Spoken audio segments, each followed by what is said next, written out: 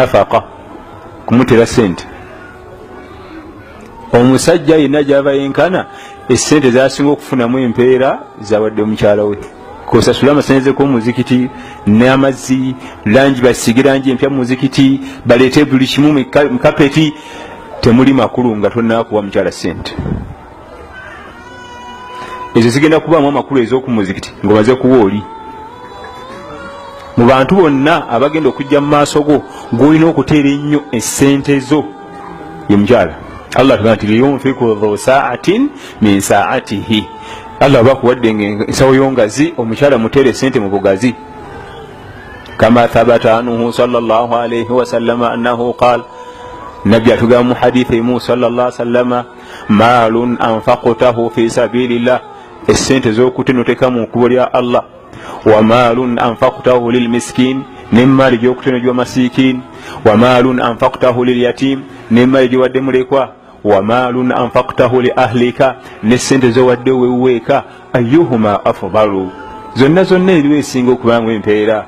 Yeebuuza ne yeeyanukula n'agamba nti maalun anfaqtahu li ahlika, ebyo byonna byemmenye essente ezisinga obuzito z'owadde oweeka, z'owadde oweewo eka zisinga obuzito.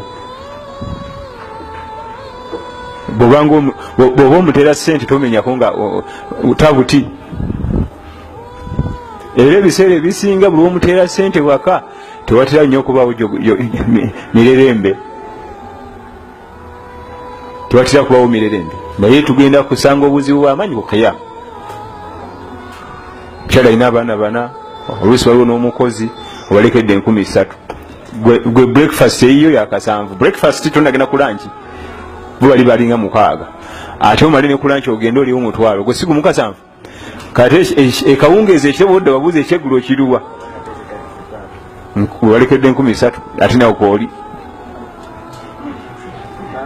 okumye wayomba.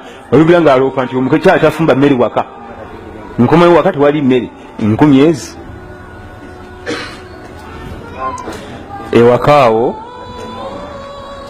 abakyala abo otyanga nnyo omusajja omukulu oli yasalawo kukwasa masitulawo, agamba masitula mukuwadde. Ojjukirangamu olunaku musajja omukulu yagamba nti masitula nkoze eki, musajja oyo mu ekitiibwa.